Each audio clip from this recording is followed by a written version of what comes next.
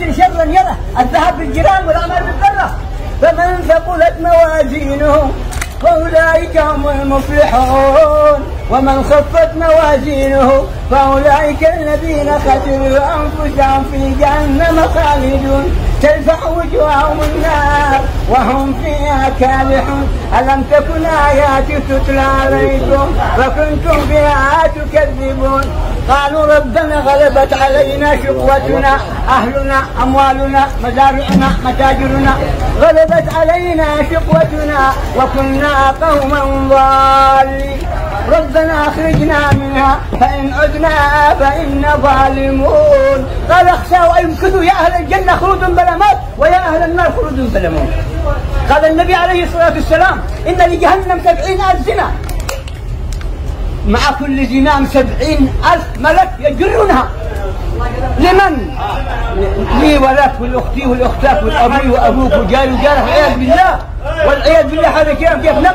إنما المؤمنون الذين إذا ذكر الله إنما المؤمنون الذين إذا ذكر الله وجلت قلوبهم وإذا تليت عليهم آياته زادتهم إيمانا وعلى ربهم يتوكلون. الذين آمنوا وتطمئن قلوبهم بذكر الله ألا بذكر الله تطمئن القلوب. قال النبي عليه الصلاة والسلام نعمتان مغبون فيها كثير من الناس الصحة والفراغ.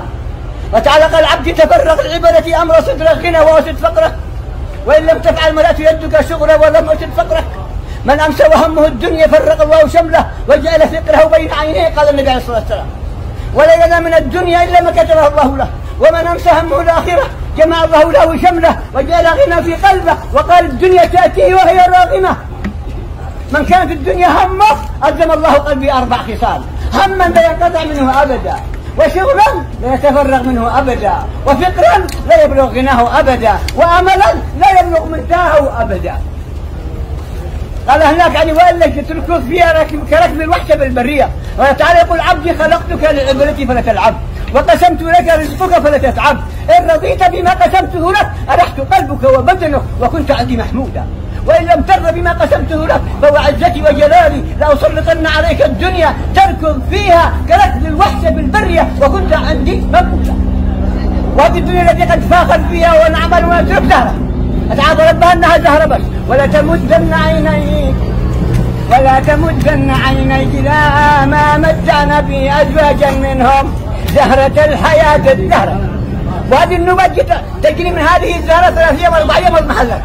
ولا تمدن عينيك إلى ما متعنا به أزواجا منهم زهرة الحياة الدنيا لنفتنهم فيه ورزق ربك خير وأبقى.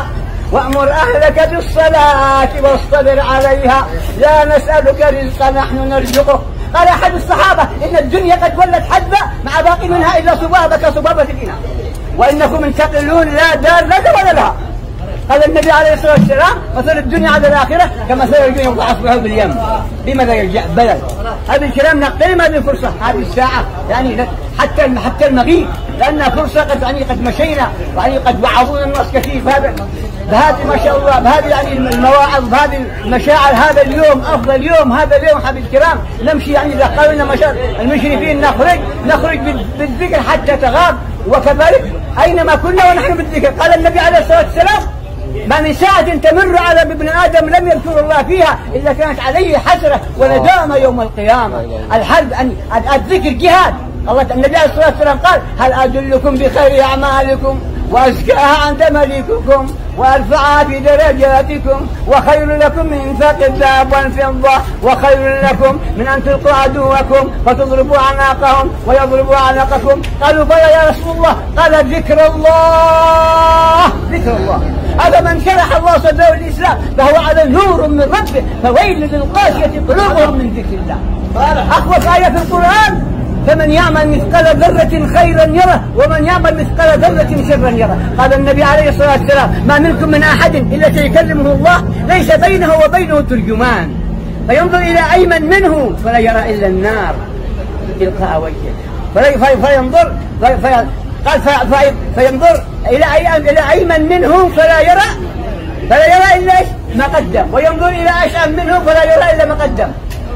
قال يعني وينظر إلى ما بين يديه فلا يرى إلا النار. اتقوا النار ولو بشق تمرة. جاء رجل يقول يا رسول الله دلني على دعاء أدعو به.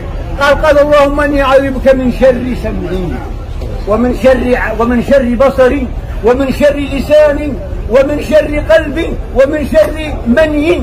احفظ لسانك أيها الإنسان لا يلدغنك النار ثعبان. كم في المقابر من قتيل لسانه كانت تهاب عليه الأقران. لابد نستغل هذه الفرصة، وأينما كنا نكون ذاكرين الله. وتعالى قال ولا تنية في ذكري وجزاكم الله خير. وتعالى قال كنتم خير أمة أخرجت للناس تأمرون بالمعروف وتنهون عن المنكر وتؤمنوا بالله وجزاكم الله خير. والسلام عليكم ورحمة الله.